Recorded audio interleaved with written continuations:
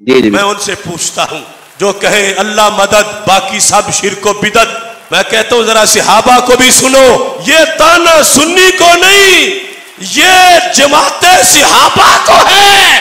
صحیح مسلم میں حدیث شریف، صحابہ کا دین فَإِنْ آمَنُوا بِمِثْلِ مَا آمَنْتُمْ بِهِ فَقَدِ اهْتَدَوْا۔ صحابہ کا عقیدہ کیا ہے کہ میرے آقا صلی اللہ علیہ وسلم ایک جبہ پہنتے تھے خطبہ جمعہ میں، خطبہ عید میں۔ جب میرے آقا علیہ السلام کا وصال ہو گیا تو وہ جبہ سیدہ عائشہ صدیقہ رضی اللہ تعالی عنہا نے پاس رکھا۔ حضرت اسماء بنت ابی بکر رضی اللہ تعالی عنہا جو سیدہ عائشہ صدیقہ کی بڑی ہمشیرہ ہیں، وہ کہتی ہے لما قبضت قبضتها، جب عائشہ صدیقہ کا وصال ہو گیا تو جبہ میں نے پاس رکھ لیا۔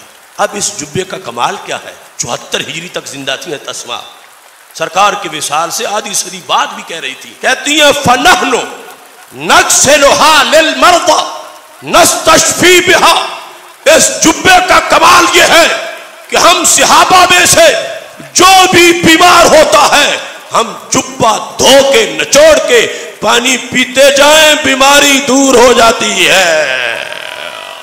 مسلم شریف سے پیش کر رہا ہوں، مسلم شریف، نحنو نغسلھا، ترجمہ یہ نحنو ہم، نغسلھا اس جبے کو دھوتے ہیں، للمرضى، مرضى مریض کی جمع ہے، دھوتے ہیں مریضوں کے لیے، نستشفی بہا، ہم اس جبے سے شفا چاہتے ہیں، جبے کے ذریعے سے شفا چاہتے ہیں۔ میں ان سے پوچھتا ہوں جو کہیں اللہ مدد باقی سب شرک و بدعت، میں کہتا ہوں ذرا صحابہ کو بھی سنو، اللہ مدد باقی سب شرک و بدعت یہ تم مودی کو نہیں کہتے، یہ تم سنی سے کہتے ہو، تو پھر سنو، یہ تانا سنی کو نہیں، یہ جماعت صحابہ کو ہے۔ ہوش کرو، جب صحابی بیمار ہوتے تھے تو کیوں نہیں یا اللہ مدد کہتے تھے؟ کیوں جبہ دھوتے تھے؟ کیوں نچوڑتے تھے؟ کیوں پانی پیتے تھے؟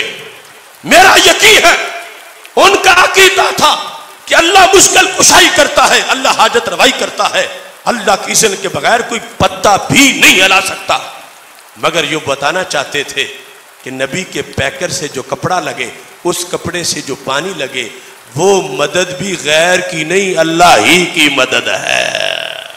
اچھا، ایک چھوٹی سی بات اس ویڈیو کے بارے میں میں یہ بھی کہنا چاہوں گا کہ اللہ کے نبی صلی اللہ علیہ وسلم نے خود یہ نستشفی کا ہے کہ اللہ کے نبی صلی اللہ علیہ وسلم کے جبے کے ذریعے سے شفا طلب کرتے تھے۔ تو اللہ کے نبی صلی اللہ، جس میں یہ کہیں نہیں ہے کہ جبے سے شفا مانگتے تھے، یہ ہے نا کہ جبے کو ایک تبرک سمجھتے تھے، اور یہ نہیں سمجھتے تھے کہ یہ جبہ مدد کر سکتے یا جبہ جو ہے وہ شفا دے سکتا ہے، شفا دینے والا ہے۔ انہوں نے اس طرح کی کوئی بات کہی نا کہ اللہ تعالیٰ کو نہیں پکارتے تھے۔ بھائی صحابہ کرام کے بارے میں آپ کیسے سوچ سکتے ہیں کہ وہ اللہ تعالیٰ کو نہیں پکارتے تھے؟ وہ جبے کو شفا کا سبب سمجھتے تھے، شافی نہیں سمجھتے تھے۔ صحابہ کرام کی تربیت اسی بات پہ ہوئی تھی۔ تو جیسے انسان کسی دوا کو شفا کا سبب سمجھ لیتا ہے نا، اس کو شافی نہیں سمجھتا ہے۔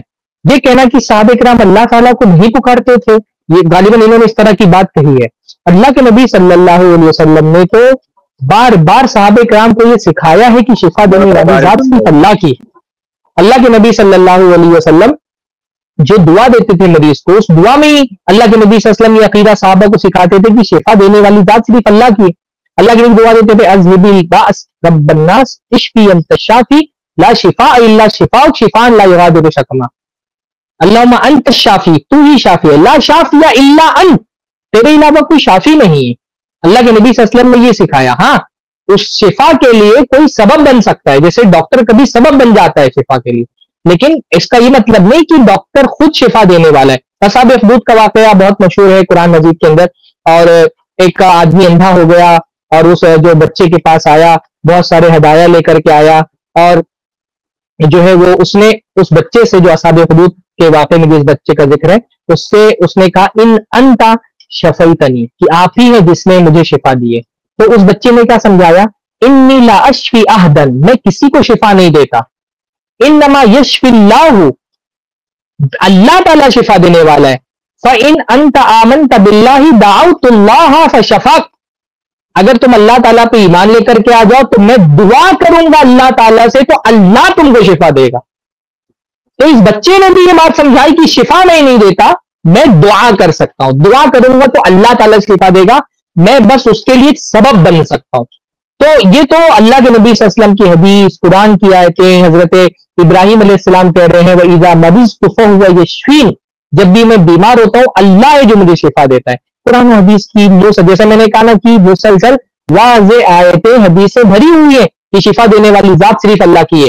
ان کو واضح اور صریح آیتیں نہیں نظر آتی ہیں، اور اپنے مطلب کی بات لینے کے لیے ایک صحیح حدیث کو اتنا توڑ مروڑ کر کے اسے شرک ثابت کرنے کی کوشش کرتے ہیں جس میں کسی بھی زاویے سے شرک نہیں ثابت ہو رہا ہے، بس اتنا ثابت ہو رہا ہے کہ اللہ کے نبی صلی اللہ علیہ وسلم کی ذات بابرکات ہے، اللہ کے نبی صلی اللہ علیہ وسلم سے متعلق چیزیں بھی برکتیں والی ہیں، تو ان کو وسیلہ بنایا جا سکتا ہے، سبب بنایا جا سکتا ہے شفا کے لیے، نہ یہ کہ وہ خود شفا دینے والی ہے.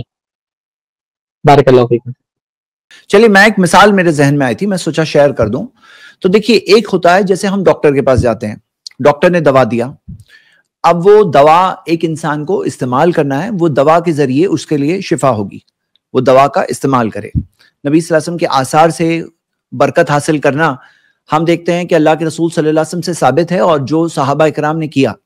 لیکن کیا یہ مثال استعمال کی جا سکتی ہے آج اللہ کے رسول صلی اللہ علیہ وسلم سے دعا کرنے کے لیے؟ کیا یہ استعمال کی جا سکتی ہے؟ یہ دلیل، اسے دلیل کے طور پہ پیش کرتے ہیں. ایک بہت جو بڑے ٹاپ 12 دلائل جو ہے ان میں سے ایک دلیل یہ والی ہے جو یہ ذکر کر رہے ہیں. اب جیسے کہ شیخ شعبان نے اس کی مثالیں بتائی الحمدللہ، اور بہت اہم مثالیں تھی جس کے ذریعے بات سمجھنے والوں کے لیے بہت کچھ ہے. اور کیسے شرک کی دلیل، یعنی اللہ کے علاوہ اوروں سے دعا کیا ہے؟ عبادت ہے. دعا ہوا العبادہ. نبی صلی اللہ علیہ وسلم سے یہ تو ثابت ہے، یعنی کہ صحابہ اکرام سے یہ تبرک بھی آثار نبی تو ثابت ہے، نبی صلی اللہ علیہ وسلم کی جو بعض چیزیں ہیں ان سے تبرک حاصل کرنا یہ ثابت ہے. لیکن دعا کرنا اللہ کے رسول صلی اللہ علیہ وسلم سے کہیں صحابہ سے ثابت نہیں ہے، کوئی قرآن و حدیث میں کہیں دلیل نہیں ہے. تو یہ بات تو اپنی جگہ پہ واضح ہے، بہت کلیئر ہے، بہت سٹرونگ ہے. لیکن یہاں پہ میں ایک مثال بس ایک دے رہا تھا. ایک مثال یہ کہ اگر کوئی شخص ڈاکٹر کے پاس جاتا ہے اور ڈاکٹر اسے دوا پرسکرائب کرتا ہے، اب دوا سے شفا کا ذریعہ ہے، یہ تو بات ثابت ہے، ہم جانتے ہیں کہ دوا لیتے ہیں.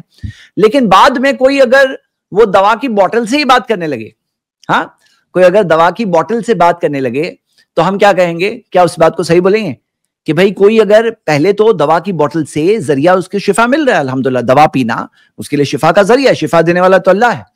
لیکن اگر پھر بعد میں ڈاکٹر کے پاس جانے کی جگہ وہ ڈاکٹر سے بوٹل سے ہی بات کرنے لگے کہ ڈاکٹر مجھے آپ یعنی علاج دیجئے، ہاں یہ بوٹل سے بات کرنے لگے، تو یہ کیا صحیح ہوگا؟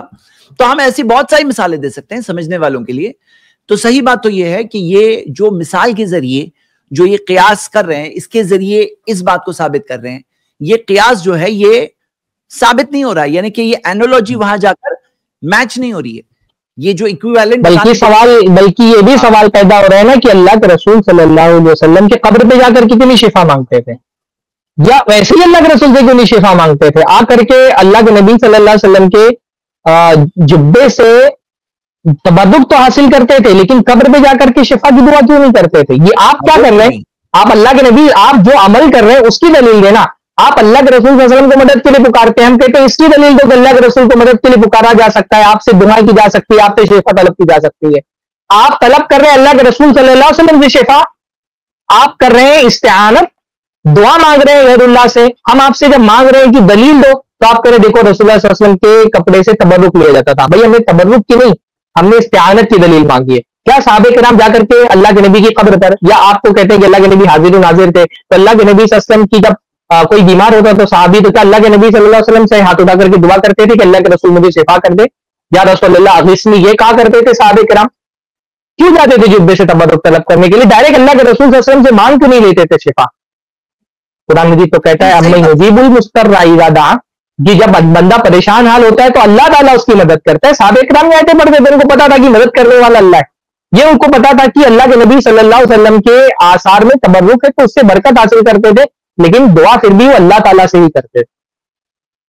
نہیں صحیح بات ہے. ایسی روزمرہ زندگی سے کتنی مثال ہے. اب جیسے فٹ بال کے پلیئرز کے جرسی ہوتے ہیں، اب کیا کوئی وہ جرسی سے یعنی کہ پلیئر سے بات کرنے کے لیے جرسی سے بات کرنے لگے؟ کیا یہ عام طور پہ زندگی میں ایسا کوئی کرے گا؟ یا کوئی مان لو آپ کے بہت اچھے کوئی ٹیچر ہیں، وہ ٹیچر کی کوئی ٹیکسٹ بک ہے اور ٹیکسٹ بک کے ذریعے آپ نے ان سے بہت کچھ سیکھا. ٹیکسٹ بک کے اندر وہ بک جو نوٹس تھی، ٹیچر کی جو نوٹس تھی، اب کیا وہ نوٹس کے ذریعے وہ ٹیچر سے بات کرنے لگیں گے؟ مطلب یہ کیا بات ہے؟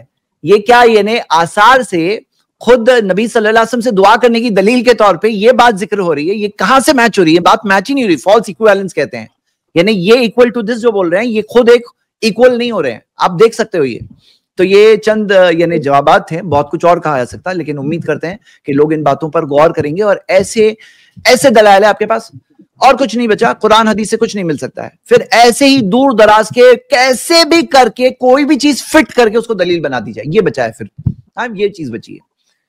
شیخ کچھ آپ کہنا چاہ رہے ہیں؟ اچھا یہ لوگ آپ دیکھیں گے کیسے تانا دیتے ہیں ہم کو. مطلب یہ ابھی انہوں نے بھی کہا نا ویڈیو میں, یا اللہ مدد, جو گویا کہ ہم صرف اللہ تعالیٰ کو مدد پکارنا ہمارا جرم ہے کوئی, جو اللہ تعالیٰ نے فرمایا وما نقموا منهم الا ان يؤمنوا بالله, کہ یہ بس ان کا سارا اہل حدیث کا سارا جرم یہ ہے کہ وہ اللہ کے علاوہ کسی کی مدد سے نہیں پاتے. یہ کوئی جرم ہے؟ یہ ہم کچھ غلط کام کر رہے ہیں. قرآن مجید بار بار کہہ رہا ہے اللہ کے علاوہ کسی کو مدد کے لیے مت پکارو. تو ہم اگر اللہ تعالیٰ کے علاوہ کسی کو مدد کے لیے نہیں پکارتے تو کیا یہ ہماری غلطی ہے؟ یعنی چلیے مان لیں کہ آپ سمجھتے ہیں کہ غیر اللہ سے مدد کرنا جائز ہے. کیا غیر اللہ سے مدد مانگنا واجب سمجھتے ہیں آپ کہ غیر اللہ سے مدد مانگنا واجب ہے؟ یعنی اہل حدیث کا یہ جرم ہے کہ وہ غیر اللہ سے مدد کیوں نہیں مانگ رہا. یہ تو بالکل جو قرآن مجید کی آیت پڑھی جائے نا کہ اللہ تعالیٰ فرماتا ہے اذا ذکر اللہ وحدہ اشمئزت قلوب الذین لا یؤمنون بالآخرہ, کہ جب اکیلے اللہ کا ذکر ہوتا ہے تو جن لوگوں کے دل میں کفر ہے نا, جو اللہ پہ ایمان نہیں رکھنے والے, ان کے دل سکڑنے لگتے ہیں, ان کو تکلیف ہوتی ہے. یہ ہمارے بھائی ان کو تکلیف ہوتی ہے کہ یہ صرف یا اللہ مدد کیوں کہہ رہا ہے, یہ ہمارے ولیوں کا پیروں کا نام کیوں نہیں لے رہا ہے. یہ اس سے پہلے والی بھی جو ویڈیو ہے, اس ویڈیو میں بھی ایسا لگتا ہے لیڈیز کا والدی کا سب سے بڑا جرم ہے کہ اللہ تعالیٰ کو ہی کیوں پکارتے ہیں. ان کو اس سے تکلیف ہے کہ اللہ تعالیٰ ہی کو کیوں پکارتے ہیں. سبحان اللہ, یہ کتنی بڑی اور عظیم بات ہے.